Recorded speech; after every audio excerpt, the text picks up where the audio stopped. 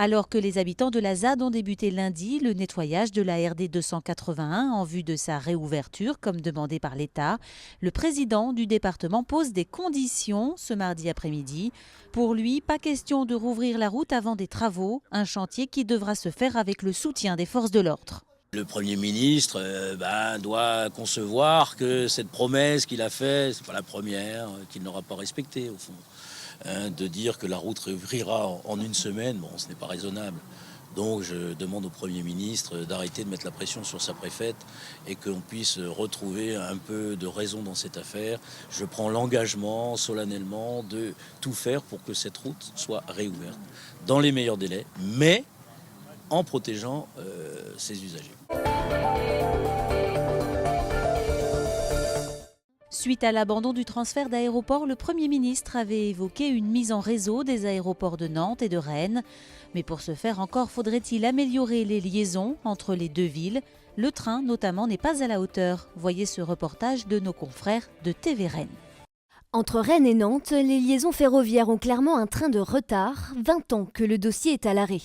Une nouvelle ligne devait être construite entre les deux capitales régionales, en passant par Notre-Dame-des-Landes.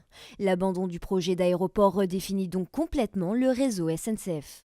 Actuellement, 7 TER directs font le voyage tous les jours en 1h20 pour 18 € l'aller simple. 150 km de rail avec la bifurcation par Redon contre 106 km en voiture. Pas vraiment de quoi faire le plein et encourager les déplacements doux. C'est l'un des enjeux du projet LNO-BPL, comprenez Liaison Nouvelle-Ouest Bretagne, Pays de la Loire. Lancé tout doucement en 2014 avec une vingtaine de consultations avec les habitants, il prévoit l'amélioration de l'axe Rennes-Nantes-Brest pour un budget estimé entre 3 et 6 milliards d'euros.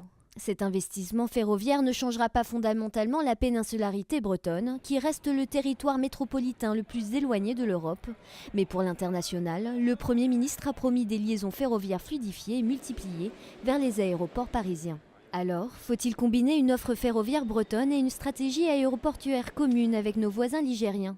La réponse se trouvera peut-être dans le projet de loi d'orientation de mobilité, dont fait partie l'axe Rennes-Nantes et qui sera dévoilé au premier semestre 2018.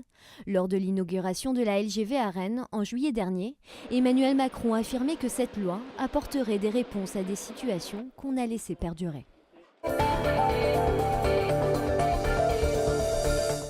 À Nantes, les travaux de modernisation de la gare se poursuivent. Ce lundi, le coup d'envoi de l'aménagement de l'esplanade côté nord ont été donnés. Nicolas Pinault.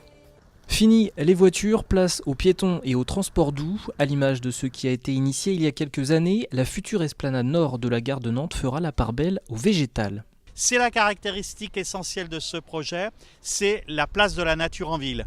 Ici, demain, la voiture va reculer, le minéral sera moins important et à l'inverse, il y aura plus de piétons, plus de vélos avec une possibilité d'accueil de plusieurs centaines de vélos immédiatement près de l'entrée de la gare et surtout beaucoup plus de nature en ville. Cette mise au vert passera notamment par un aménagement du jardin des plantes situé directement aux abords de la gare. Du coup, on va reculer la clôture pour faire sortir les grands arbres qui sont à l'entrée et les faire participer à l'espace public. Et de l'autre côté, on va agrandir sur la parcelle où nous sommes actuellement, on va agrandir d'environ 300 mètres carrés le jardin des plantes et créer une nouvelle porte que l'on va peut-être appeler la porte des cerfs parce qu'il va y avoir une statue des cerfs qui est en réfection. En marge de ces espaces verts, le nouveau plan de circulation prend également en compte une desserte de la gare et du quartier en voiture. Donc on aura deux modes de circulation sur le secteur Gare Nord. Les fonctions de transit continueront à emprunter la Trémie, donc la voie importante, le boulevard Stalingrad qui passe sous le parvis. Et puis pour la desserte du quartier et de la gare, on va créer un nouvel axe routier qui sera le prolongement de la rue Stanislas Baudry et du cours Kennedy qui seront mis à double sens. Les travaux autour de cette nouvelle gare devraient prendre fin en décembre 2019.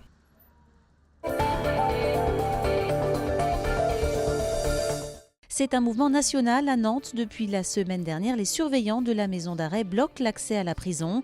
Ils attendent des avancées de la part de leur ministre. En fin d'après-midi, ce mardi, les discussions avec Nicole Belloubet n'avaient pas abouti. Nicolas Pinault. Déjà 8 jours que les surveillants de la maison d'arrêt de Nantes bloquent les entrées. Un personnel pénitentiaire qui ne décolère pas et attend enfin un geste de la ministre de la Justice, à commencer par une augmentation des effectifs. Dans un premier temps, on nous propose 1100 personnels supplémentaires étalés sur 4 ans.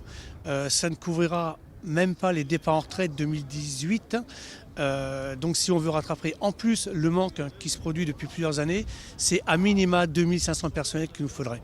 1100 personnels promis sur 2018, ça pourrait convenir, mais étalé sur 4 ans, c'est inadmissible. Un manque de personnel pénitentiaire qui se traduit par un regain de tension entre détenus et gardiens. Des surveillants qui rappellent aussi l'importance de la réinsertion.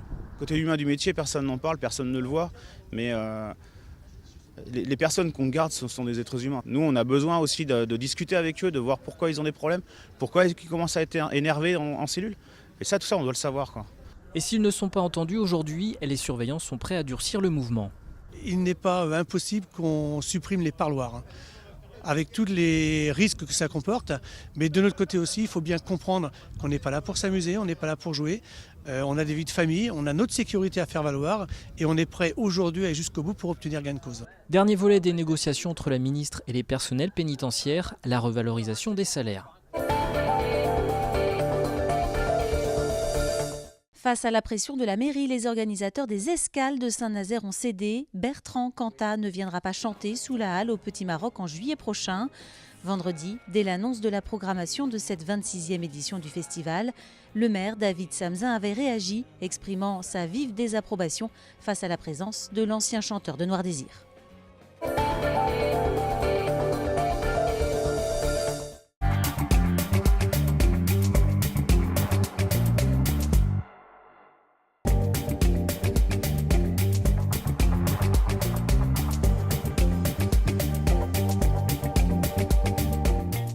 C'est le combat des combats, c'est le plan de bataille pour l'emploi que nous présenterons donc en mars prochain. Je l'ai dit dès le début de mon élection.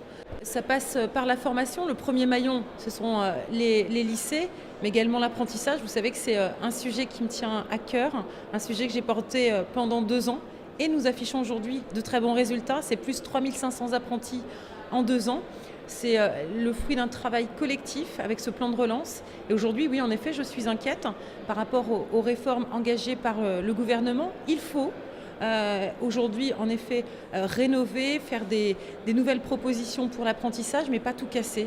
Et les inquiétudes que j'ai, c'est que tout soit recentralisé.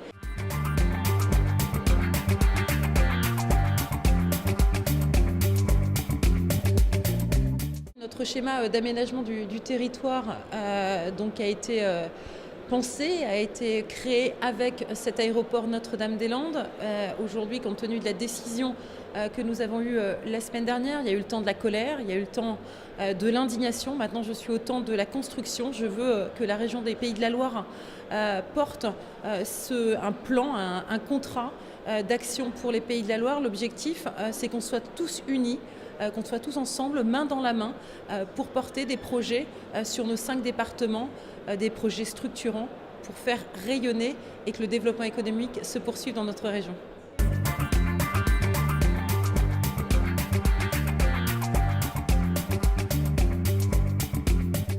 L'année 2018 pour la région des Pays de la Loire serait en effet une année sportive, ne serait-ce que par le Tour de France, puisque le Tour de France a un départ en Vendée et puis également il sillonnera 5 départements de notre région.